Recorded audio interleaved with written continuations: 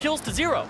But then they were down in turrets, the macro play came online, and we saw Ivern being a gigantic problem for a lot of teams in this group. Speaking of Ivern, let's see how the teams decide to deal with him today, because he was picked a lot. Ban it. And that's kind of what you were going towards, that little bit of a frog in your throat there saying ban him away. Maybe the teams will adapt to that today, maybe not. We did see a lot of Graves bans on day number 1, and we're going to be seeing that again here on day number 3 as Lee and Graves banned away by the Canids. Rampage taking Ash and Elise off the table. And when you go over and you look at Group B, what happened yesterday was a lot of Ivern bans, Graves being left up, and this typically happens with my experience with scrims because you have 2 separate groups, right? You have one group that has all these loaded AD carries, like Yotori, BRTT, etc., and Zeitnot, right? And then you go over into scrims, and what's happening in these scrims? Oh, they're playing Ivern on these teams, right? And so a lot of teams from Group B will start banning Ivern, but the teams in Group A are playing against these great junglers like Levi or Levi in Group B, so they're banning Graves, and they're leaving things up like Ivern, which is now still left up.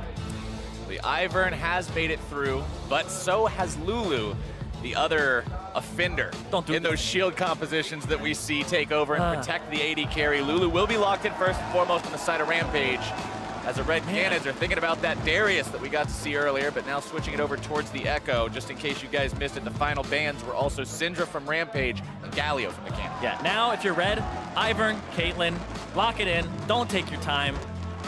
Don't do this to me. When Lulu is up and so is Karma, Ivern is so unique in his role, nothing else really fulfills that same type of jungler in the entire game of League of Legends. Whereas Lulu and Karma actually have some parity between them in terms of what they offer to a team that wants to protect an AD carry, and I think that Ivern being locked in, it makes 100% sense. Well, the Canids were listening. They agree. They're going to lock in Ivern first for themselves. Still got one more pick to go. Have to see what they want to complement that one with here nice and early. You already mentioned the Caitlyn, but it looks like they're going to go with a different form of long range, grabbing the Varus instead. Yeah, okay, that's all right, because if you want to take the Varus away from Yotori, remember it was banned against him, and it was also picked by him, and he had a pretty good game on it previously. The last time the Red Canids played against each other, played Rampage, Rampage picked Varus Lee Sin, so they're taking away one of those champions there with the Varus, making sure they don't have that, because it was a bit of a problem with the engage. Especially since Ashe got banned away from Rampage as well. If you want to have an AD carry in the meta that engages, Varus is the other one that's left, since Jhin kind of fell by the wayside. Here's something interesting we might get to see. Kog'Maw. I like it. Locked in for Rampage. They realized that they got the Lulu. That's normally one of the staples for the Juggermaw, so why not grab the little guy to go with it and see what you can make happen. Kha'Zix's going to be the other pickup for these guys before the second round of bans come in, as the Red Canids are thinking about Aurelion Sol. Yeah, the Kha'Zix is kind of because you have Elise, you also have Graves, Lee Sin, and Ivern all taken away. A lot of people have dropped the Rengar since the damage nerfs, and nice, we get Dude on the Thresh again. Yet again, the man works magic with this champion. Should be a lot of fun to see here if he plays it like he did on day number 1, but only time will tell. It's going to be a rough lane for him. I like how he does actually play the Thresh alongside a low mobility AD carry for BRTT. Gives him some protection, but right now, it's very interesting because now he's up against a Lulu and a Kog'Maw. People will say, oh, Kog'Maw scales, Kog'Maw gets that late game point. That's true, but ever since a long time ago, Kog'Maw actually has a pretty oppressive lane phase.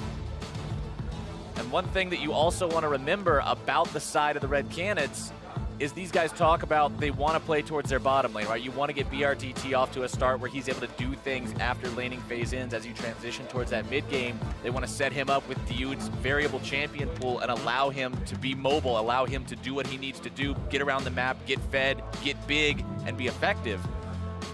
And although that Thresh will help him with the mobility issue, the lane matchup may be somewhat of a stumbling stone. Yeah. Stumbling point, I should say, for these guys early on. People stumble over stones too. Yeah, I stumble over all kinds of stuff. I've tripped over a rock before. Yeah, just the other day. Well, I like how Red, they're kind of abandoning the protect the AD carry composition, quote unquote, because they don't have the Karma. The Lulu got taken away. They got the Ivern, and now they're banning things that you would want to pick as a protect the AD carry composition. You would want the Shen, you would want the Gragas, but instead they're saying, Rampage, you don't get these. We're going to go with something a little bit more aggressive here. And that could be a flex pick there, mid or top there for Talkers and Robo. I like that lock-in, making your opponents keep guessing. about what they want to lock in against that, because we've seen Fizz be very effective in both solo lanes before. Yeah. Bruiser style in the top lane, building a Trinity Force, Blade of the Ruin King and tank items, or the classic AP one-shot somebody Fizz in the mid lane. Oh. Speaking of top laners and protection, this is most likely going to be a Tahm Kench for Evie in the top lane. That is one of his pocket picks. That's one of his comforts. That's something that he plays that not a lot of other people do. Yeah, it actually gets banned against him a decent amount over in the LJL in Japan. Even as recent as a few weeks back, right before their finals, it was banned. It's been banned as well during this tournament. The last time the Canids played against Rampage 2 days ago, Tahm Kench was one of the bans that the Canids threw. And it's very effective in a protect the whatever composition. You gobble up Kog'Maw, if somebody's able to dive on top of him. If Fizz gets in there, munch him to safety, get him out of danger, spit him back out, allow him to reposition, and continue firing off those artillery barrages. Ahri's going to be the last pickup for Rampage. Yep, Ahri, and then it looks like the LeBlanc cover here for Talkers. Love that pick. This is going to be a little bit of a 1-3-1 for the Red Canids. They have the Fizz, great split pushing champion. He'll win that matchup a bit in the top lane. He'll have to do enough damage though, because the Tahm Kench, got to know these matchups. If this is a matchup that you're unfamiliar with, Tahm Kench is one of those champions that as soon as he starts punishing you, you go, oh crap, I can't win this trade, and you're screwed because you can't get away. Yeah, he sticks to people like glue. The tongue lashes with the massive amounts of slows. As soon as he gets the stacks, he eats you up, spits you out on the other side of him. Stun. Exactly. It's really, really difficult to deal with if you're not familiar with exactly how those windows of power open and close. But for Robo and the Red Canids, hopefully they do understand exactly how that matchup's going to flow. And the Red Canids, it's been an interesting tournament for them because in the 3 games that we've seen Dude have really good games. We've seen Robo take over some games on things like Darius and smack people. And then we've also had Napon in the jungle on things like Elise get off to a deathless start with like 4 or 5 kills to his name. So everybody on this team has really had some standout performances. You think back to Robo with the Jarvan locking people down for BRTT's Jinx just the other day. So everybody's kind of fired on all cylinders at some point. It just hasn't been simultaneous, and that's what you're looking for here from the Red Canids, is can they all perform in a game, crush Japan, move on to continue their streak, and get towards Supermassive again, and try to get themselves in a position to be #1 in the group.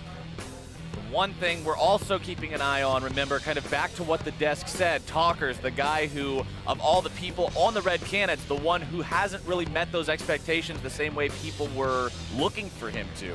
They want to see him step up here on day #3 because, like we said, the Canids are currently only 2nd in their group.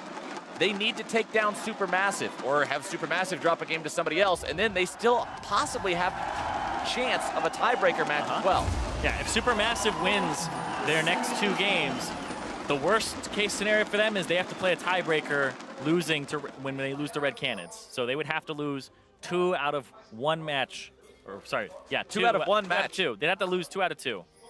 Well, the Red Canids are going to have to get through Rampage first. Like we mentioned at the start of this introduction, this was a close match last time around. Rampage almost came back and won this. For those of you who may not remember or may not have seen the games on day #1, Rampage was actually pushing onto the Nexus turrets of the Red Canids, and Robo's Darius comes out to save the day with a triple kill. Oh, yeah. Stopping them from going for that push. Oh, it was insane. And the best part was he didn't even get the dunk, the reset the way that he wanted it, but he still just held the line. Oh, no, it's Dogma. Oh, we've got the Pugma in this game. Yeah, look at that. Oh, boy. The new Kog'Maw skin where he arfs every time he shoots an auto attack with his W on. His R is a tennis ball. Yeah. Comes down from the sky. The E also, he spits out a slobber trail on a tennis ball. Yeah. And that skin is the thing of nightmares. Protect the dog. And that's exactly what this is for Rampage. They didn't get something like the Shen or the Gragas, but they have the Tahm Kench top for some protection. And this looks like Rampage kind of have 2 parts of composition simultaneously. They have protection for Yutori and Moyashi in the bottom lane with the Lulu, and they have the Tahm Kench, but then they have an aggressive mid and an aggressive jungler here for Tussle. So trying to at least make something happen early to possibly fuel their mid-late game, but they're going to need a decent amount of damage because keep in mind, Red, they do have a LeBlanc that's going to heal herself. They have a Fizz that's going to try to split push in 1-3-1, and then they have this Ivern that always is just so frustrating to play against if you don't have enough damage. Yeah, and when you're up against somebody like an Ivern, somebody who can steal your camps away very effectively, counter jungle effectively, hard to kill, that could really be a thorn in the side of the enemy jungler. And on a team like Rampage, where Tussle's the guy that you're looking at to make the plays, where Tussle's the guy that makes everything happen. They're walking up for level 2. Hook. Ooh, it was right on the mark. Just a hair shy of finding its way onto Dara. And Talker's already having a good lane phase for himself so far. We're only a few waves in, but having that much damage onto the Ahri early on means you're just looking for another W and then another Q to back that up. Ramune, though, you can see the orb glowing green there. I mean, he had the heal charged up from the passive. Also still has 2 potions left. Finally going to take a sip out of that first one. And look at that, exactly. The priming ability there, the chain hitting level 3 first, because Talkers has priority in the lane, had a little more push going for him. Got the right trade. Talker, there was some criticism that he was the weaker Link right now. And they have the sub Yoda, who is now available to play after the 3-game suspension. But if Talkers is stepping up and having a good game for himself, you know, granted, we're only 3 minutes in, it's hard to tell. Keystone Masteries are on the bottom part of your screen. You can see Grasp the Undying taken for both of the top laners for that extra laning power and trading potential. Yeah, well, you'll see Fizz go for either the Fervor or going for the Grasp.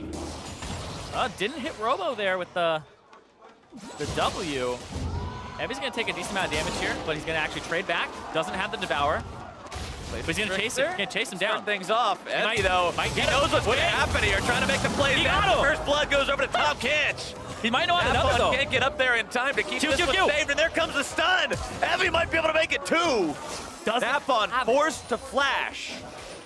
Disaster for the Canids in the top part of the map. The Devour's 90 mana. He had 54.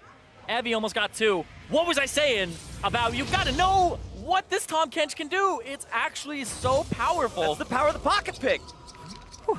I talked to some players, and you know there is a lot of validity to the statement of surprise picks are great because they don't know what the hell to do against it. They don't know how to play against that champion. Let's see this again here, because Evi actually doesn't have much mana, but he gets the auto attacks off, gets the Q for the stun. He doesn't have Devour just yet, but this is all just attack, attack, attack. Flash. So much damage there. That looks like it was another grasp of the Undying proc, and Yutori, super low, has to blow the heal there. Has to spin the heal to make sure he's not going to drop to that ignite. Diud trying to prevent that heal from being more effective than possible, potentially set up a kill, but too much protection coming through from Dara, who also spends his exhaust in that trade, so it's a 2-for-1 summoner spell exchange here in the bottom lane between these guys. Advantage for Red Canids there, 39-33 in terms of the farm, so BRTT going up ever so slightly, and things going according to plan for the Red Canids, getting BRTT out to a good start.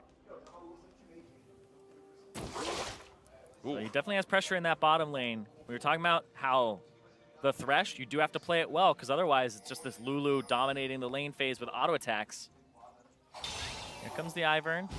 Well, not going to make anything happen there. Napon not really meeting with a lot of success right now. Remember, talking about this guy and what we learned about him coming into this play-in stage, he's regarded as a player who may not be the one who wins the game through fantastic mechanical outplays, but instead he's someone who gets a lot done through his creative pathing. Yeah, the pathing means a whole lot for Napon.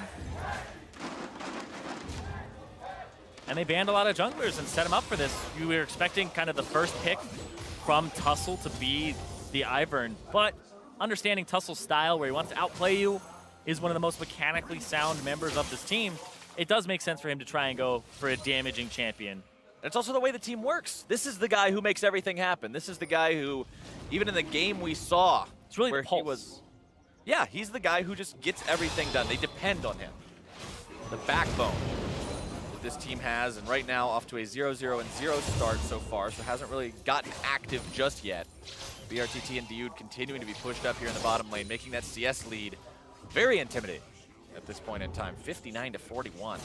And Robo, Dark Seal early dagger? I don't like the dagger pickup there. I guess he just didn't have money for anything else. He got 300 gold? Yeah, maybe. You could buy a brown boot, I guess. Yeah, I would actually like boots, but I guess this means he's going towards his Trinity Force in some way, shape, or form. But it's definitely the worst part to buy early on, especially for Fizz. Yeah, you don't want that thing. You want the sheen as quickly as you can possibly get it. But of course, the Sapphire Crystal does cost 350 gold. So if you don't have the money, you don't have the money. That's just the way it works out. So is life. Just the way things work sometimes. But at least he's not dying to the Tom Kench anymore. Well, that's true. That's true. Very true. Yeah, once it happens, you realize, okay, let's not mess around with this guy. And he had great health the whole time, too. So you really have to do enough damage to this Tahm Kench, especially when you're a champion that doesn't have flash. If you're trading as Fizz, you're probably using your Q and maybe using your E. But now, I think Evi's at that point where his Tongue Lash could be doing a lot of damage. Has 4 points into it. That thing, the 60% slow for 2 seconds will allow you to catch up real easily. Tussle moving into the enemy jungle, looking around for Camps or Nap on, whichever one he can find. Look at this Talkers. We talked about how well he was doing early. But First now, few backs have come through, and it looks like it's been an issue. And look at that. Tussle almost going to be caught out and brought down here. There's still to Daisy? find a little bit more on this one. Daisy with another auto attack, not quite finding the success he's looking for. And that's semi-global from Evi to actually cut him off. Evi going in there just saying, stay the hell away from my jungler. Yep, that's going to be Talker's backing, gets himself his Null Magic Mantle or his Negatron Cloak. And yeah, this was just a trade where, yeah, went all in there onto Talkers. And this is that matchup where it actually used to be a worse matchup for LeBlanc because of the fact that, oh, nice. Got and Talkers actually, when he repositioned to his distortion mark, he dodged the second half of the Q from the Ahri. Yeah. Could have been even lower. Could have been worse for him, exactly. But like I was saying, this used to be a historically worse matchup because the Ahri Charm used to stop move blocks, used to stop you in the middle of your distortion. So if you were trying to hit her with W for damage, she, if she were fast enough, would be able to actually hit you with the charm and stop you. And now, just hits, you'll take the damage still, but it's still a bad matchup for the LeBlanc early, and now they'll both have sustain. The LeBlanc has the teleport for the 1-3-1 later, and it's the Gunblade build that'll be coming out here. Speaking of builds, both AD carries clearly going to be going for that Blade of the Ruined King first, but it's worth pointing out the BRTT did want to go ahead, take a pit stop, grab some fully completed Berserker Greaves on that path. Yeah, I've actually seen some, it's mostly AD carries that are super into their mechanics and really like to outplay and dodge things that'll be able to pick that up. And yeah, BRTT looking for the solo gold. They've actually lane swapped this to the top side. It looks like Rampage are saying, we're having none of this lane. This is not going well for us. They're down 30 CS. Swap them to the top, give up first turret to kind of avoid the rest of this lane phase. Hometown crowd excited to see their boys grab that turret first blood, putting all the gold on the man who can carry. Exactly, and now they have tempo in the bottom side. They have a decent minion wave here. And now Rampage are actually going to be much slower on this push. Rampage are trying to do as much damage as they can with having Evi tank it, but they're just not going fast at all. The tier 2 is going to drop on the bottom Tussle got found.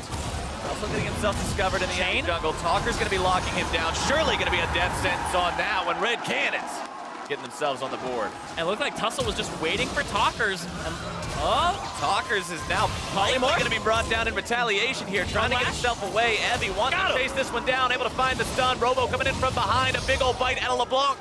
Takes her out.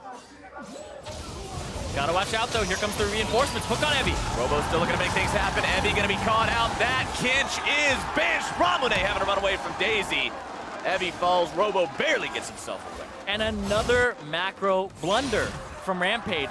We talked about it at the beginning of the day.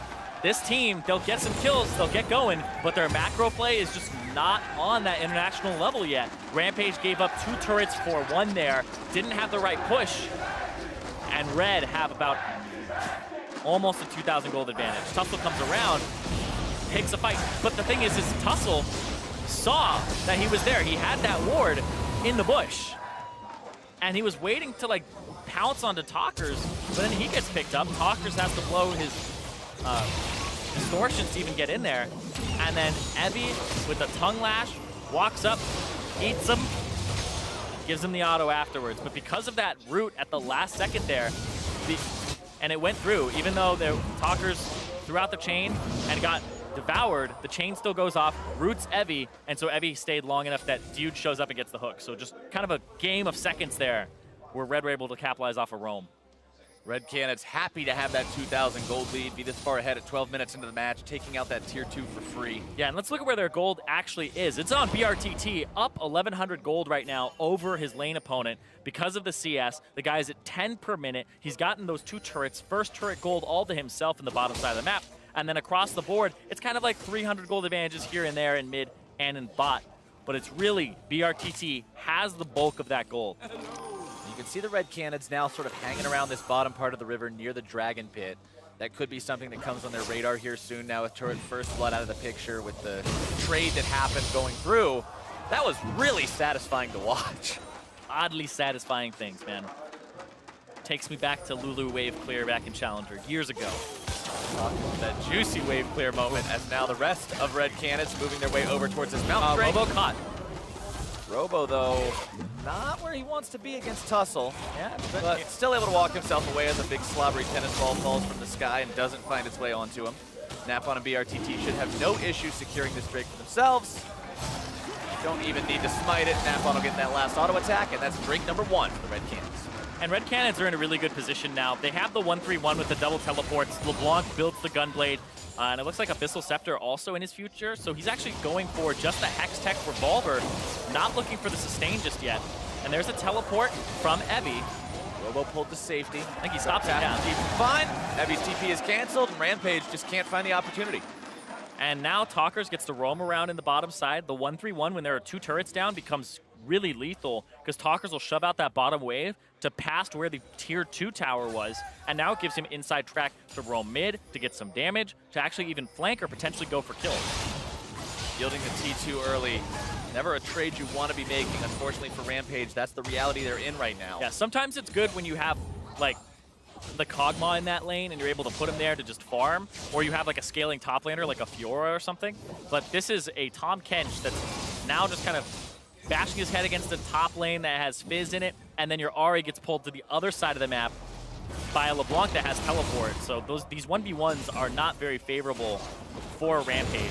I say the Tahm Kench probably is still in their favor, considering he has mixed resists now, but this LeBlanc one will cause a lot of pressure as soon as you see Talkers complete that Gunblade, which he's kind of omitted for the time being. Going for the Abyssal Scepter first instead. Allowing extra magic damage to be done by both himself and his teammates. Fizz closing in on that Trinity Force right now as well. Once he's got that up and running, he's going to be a much more capable duelist. Might not have to show so much fear towards Evie showing up. I don't know. Tahm Kench is super deceptive in melee matchups. I feel like he beats almost all bruisers in melee matchups because they try to fight him, and he's like, what are you doing? He's got a 2-second slow.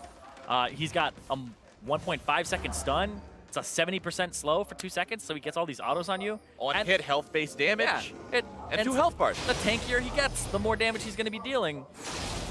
And then the W, just the percent HP damage. He's got it ranked 3 right now, and it's 26% of their health as magic damage. Rampage smart to pull that blue buff away as Dude was looking to potentially steal it there with the death sentence. Red Canids now trying to apply a little bit of extra pressure to the mid lane. Bottom lane still just going to be left to its own devices. They know they've got nothing left to find there, so they'll just leave Rampage to have to answer the wave as it slow pushes. Yep, and now it's siege time for the Red Canids. They have that Mountain Drake, which is perfect. It's exactly the Drake you want with this composition. I would say it's the best one. And now they're going to put some bushes up. You can hide in them and throw hooks. You can throw chains, and you can just output the damage here onto these turrets. A little bit more will seal the deal, but they won't take it down just quite yet. Yeah, but top lane gets shoved in. Evie with a strong point, the guy who has the 2 kills on the team, not going to be able to actually be a part of this action. So the goal that they had accrued in the top side of the map for Rampage kind of gets held up. And look at this, Talkers. Ramune, well, in the ulti try chase. Ramune without an ulti is going to be a significantly lower threat value than he would be with it up, though. He's still on the flank here. Death Sentence finding its way onto Ramune. Fish comes out. Ramune going to be Wild Growth, trying to keep himself alive. Not going to be able to do it. Robo finding kill number 1. Evie going to be taking a bite out of Diyun, but is it going to be enough? Still walking himself away. Brought down by Tussle. Robo now back into the fight on his own. Evie so low. Evie is gone. Yutori has to try to escape, but the root crawler finds its mark. Yutori is in the ground, and Tussle will follow. 4 dead on the side of Rampage, and the Canids have found their mark. Robo running after Dara, but that's going to be another turret there. That'll be 4 for the Red Canids after a great team fight. 1 for 4, plus a tier 2, plus the tier 1 before it. Red Canids, you could not ask for a better result. Yeah, Napon really with a great root caller there, and everybody else following up. The hook from Dude to start it off, Talkers with the chain, Ramune has flash, doesn't get a chance to use it there, and then they're using so much to get Dude. They're trying to get revenge for the kill on the support. Tussle blows his flash for that, now it's too far forward. Robo gets the kill there, but then the root onto the root collar, and then Robo's in again, goes into melee range, and then they're able to pick up Tussle because it puts him right next to him as they get the turret. Really well played there from Red. With all of these roots and CCs, the pick potential of this 1-3-1 composition is huge. 4, 1, and 2 now on Robo's Fizz, who was a huge benefactor in that fight. I think he's playing the best out of the Red Canid members. You think back to his Jarvan game, kind of iffy at the start, but still got a counter kill on the top Olaf, and then he was ready to go. And yeah, you can't take that. He gets one. Tussle gets one for his troubles. Now, throwback to day number 1. Remember, the Red Canids did have a very solid start in that game and then sort of threw it away. Yeah, Baron, always a very powerful comeback tool. Even though they're looking strong in this game, we want to see them finish strong as well. Robo going to be taking some pretty extreme damage there from Tussle. Hopping himself over the wall with the playful trickster. Oh! Back in to be unstoppable. Gets a dark passage out. That was stylish. You can see him on the player cam with the fist pump. He knows what just happened. The guy is sitting on 10 stacks on his Dark Seal. Where's the Magi's, bro? Might as well at this point. 5, 1, and 2 on this Fizz, 100% KP. The man's a monster. He's having a fantastic start to day number 3. I thought he was Robo top in the first day, but now this is Robo top 2, dude, because it's better than the first. Robo top 2, revenge of Robo top. Revenge. I mean, Red Canids went 2-1. The guy definitely wants to pop off here in front of his home crowd. He's been having He wants there to be a part 3. Yeah. Where he goes on and continues to play in round 2 of the MSI play-in stage. Like we said, only the #1 team from each group will move forward, and Supermassive seem to be the big team in the way of the Red Canids at the moment, who right now have been doing a good job this game. That is what is so different about this part of this tournament, about where we're at right now. We're so used to seeing groups of 4 where the top 2 move on. That second place spot doesn't mean anything right now. Second gets the same reward fourth does. Your first loser. Yeah, you're the first person on the plane to go home. Yeah, but if you're the Red Canids, you're already home. All right, I guess you're not getting on the plane. Yeah, no plane. They don't even want to be thinking about that. Exactly. They want to be the first person going on further to play against either the Flash Wolves or Team Solo Mid. That's right. That is not already decided. That would be drawn between those two.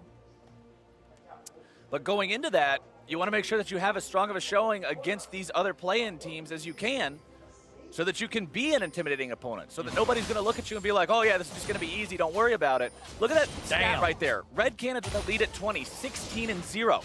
Yeah, just 2017 CBLOL split. And keep in mind that Red Canids were the #2 team during the regular season, and INTZ was actually the #1 team. So 16-0 with at 20 leads means that these guys know how to close those games out against the rest of the field in CBLOL. Nobody has really been able to capitalize on any mistakes or throws from Red during that time. The RTT putting a lot of these little stings into this turret. Yeah, but he's got Dude waiting for the lantern back. You can see just kind of edging back every now and then, like, all right, I'm ready to get you out of there. Kind of providing him with the escape tool so he can walk up, be confident. Well, I guess Robo, I think Robo's next item here looks like a Wit's End, potentially. And nice wow, hook! What a hook! And he's out of there immediately. He's like, I'm having none of that. Trade Flash for Flash. That gets Wild Growth and Flash. And now, Red Canids, they're in a great spot. We talked about the 1-3-1. They're looking for Evie. Robo wants revenge. Evie gonna be locked down by these chains. Robo not really afraid in this 2v1. Trying to get himself back, waiting for the thick skin to expire, decides to peel away considering Rampage has reinforcements en route. Yeah, but now they pull them apart. You saw 2 people on that bottom side. Time to start pushing top again. Viewed in position not to make an aggressive play, but make a defensive one to get BRTT out. Tori buffed up with the help picks, but not really capable of doing anything with that except holding the line here at the turret. Down 170 to 230 CS, a 60 farm lead for BRTT, who's had a great game for himself so far. Yeah, absolutely massive game for him and Dude in the bottom side of the map. And right now, Talkers just needs a little bit more gold before he gets himself his Hex Tech Gunblade.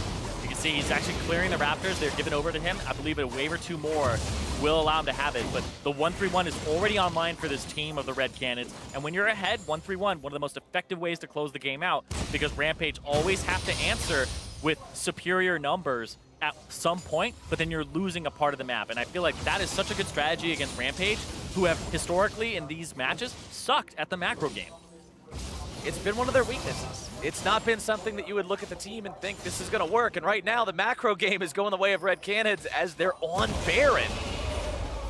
We've got a line of brush set up, so it's hard to see what HP it's going to be at just walking into the pit. And BRTT, Napon, and Daisy are going to 2.5 ban this. Yeah, they have no way to check it either. Blue Trinket down for Yutori.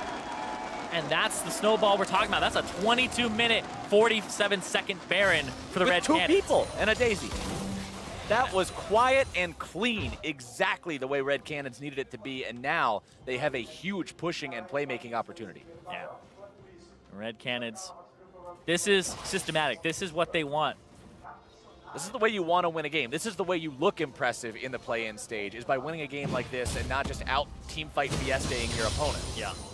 The only part that really is the blemish is that first blood on the top side where Evie ends up getting killed, or sorry, ends up getting a kill onto Robo, who didn't respect the damage output. But seems like he learned, seems like he played it safe until he got to his items, bought the wit's end, and is respecting his one-on-one matchup, and right now is on the bottom side of the map, gaining a push advantage against the Tom Kench. Push continues, the brush is there for protection, the final tier 2 turret falls on the side of Rampage.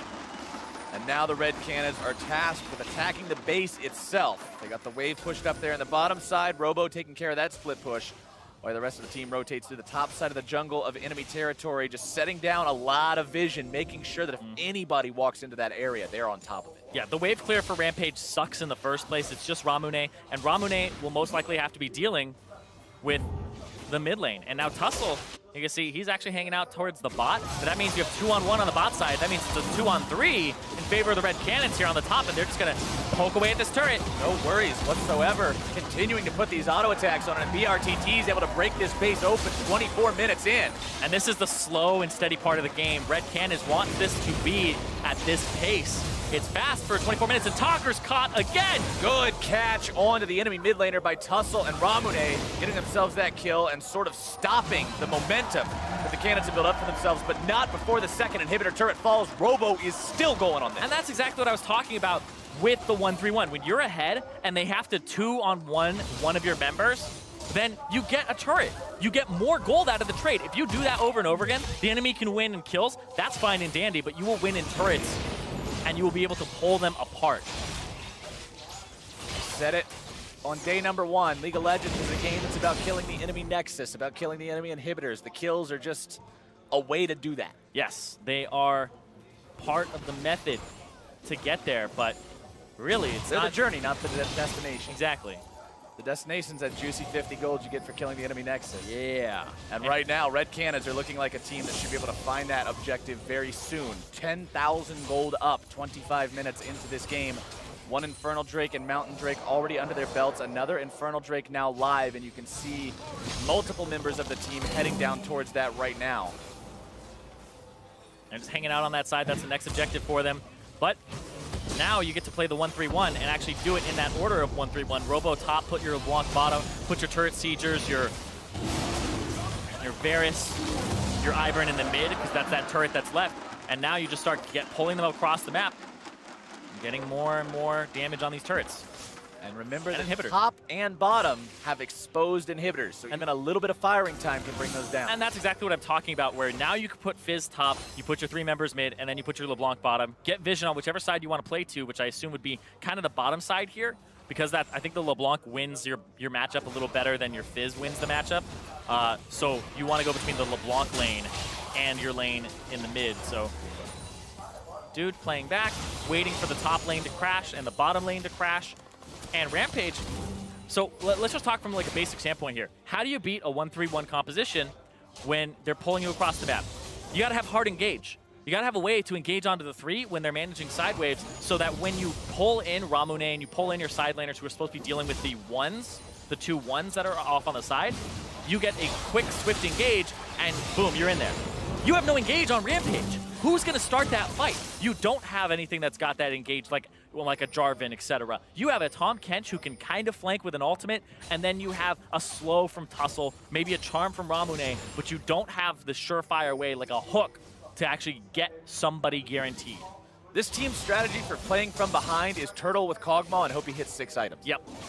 and hope that the enemy doesn't have a way to force the issue. But unfortunately, with macro play, the CB LOL team and Red Canids look like they do actually have a good understanding of what they need to be doing right now. Robo doing a good job just wasting time for both Evie and Tussle.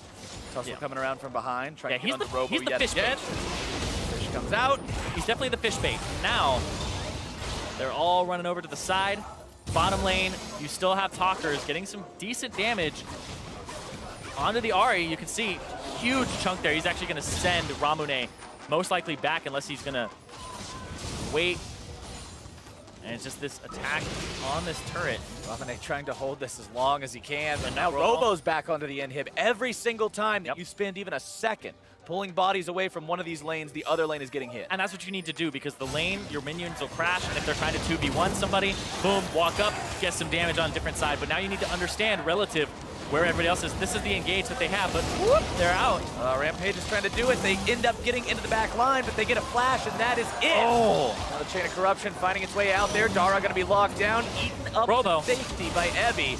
Robo's still off to the side, trying to get that inhibitor. He does find it before he falls, but the kill onto him means that the full fight from Red Canids is not going to be as scary as it could be. They will take 2 inhibs, and trading that for Robo is A-OK in the home team's book. I will take that any day of the week.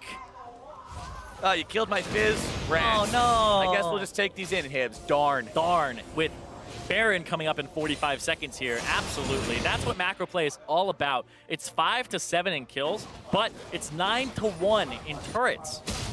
This is what League of Legends at the highest level can start to look like when you out macro play people. And this is what solo queue kind of suffers from, is people don't want to have the macro play. It's like, oh, it's boring to have. You can't make a montage out of that. Exactly. It's like, oh, it's boring to have to, walk forward with the Fizz and then walk backward, and you're literally just dancing within like maybe 500 feet back and forth. But that's the almost uncounterable play for your opponent, and if they do counter it, there's a punish. Whereas if you're just being dumb, grouping up in 5, running it down mid, that's your sombrero and getting ready for the fiesta. Woo! Yeah, dude. Sometimes the fiesta is not what you want. You want to have a siesta. You want to just take a nap. You want to just be on top of the uncounterable play. It might be boring, might not be flashy, but it's going to get you that win. Well, honestly, you can't even say that this is one of those resident sleeper type of games, because we're not even 30 minutes into the match. We just are now. We just ticked the 30-minute mark. I will Red agree with Canids is closing this out very quickly and very effectively, yeah, even though they're doing it safely at the same time. That's right. It's the safety. The Baron taking at about 22 minutes the first time is exactly what you want. And now what Red is doing is, all right, wait for sweepers. We'll sweep, and then we'll, go back to the Baron. When that bottom lane with super minions starts pushing in, they'll be able to actually go for this Baron play, because they want to pull people away. And look at that. They're sitting in the bush, kind of making you think they're on it. This is a bait. They're looking for a play. I've heard a hook land. Oh, Tussle. Talker's getting the burst. Robo completes his TP. Evie does not. Yep. This will be Baron and a mid lane push here. They 2-man this last time. They can do it again. Yep. Evie has no teleport here. He used it and canceled it. And Red Canids are looking to put the finishing touches on this game. They've got a 5v4 for the next 25 seconds or so. 1 inhibitor standing in the enemy base. Pushing down mid and top at the same time, just keeping that split push pressure alive. Even though the inhib's already down, enchant up the minion wave, make it even stronger, make it push that much faster, and give your opponents that much more to worry about, that much more pressure that they're going to be choking under. And this team of the Red Canids, even though it's a 1-3-1 team, they all have 6 to 7 kill participation. They are working as a team and collapsing at the right moments. And Evie chains into death sentences, into burst coming down. Redemption going to be channeled. Evie having to run away. Tori forced to pop the flash. Tussle having to bail out as soon as he's respawned and back into the fights. And the Nexus turrets will fall. The Nexus going to be going down next. There is no defense today. And Rampage will fall yet again. The hometown champs from CB LOL.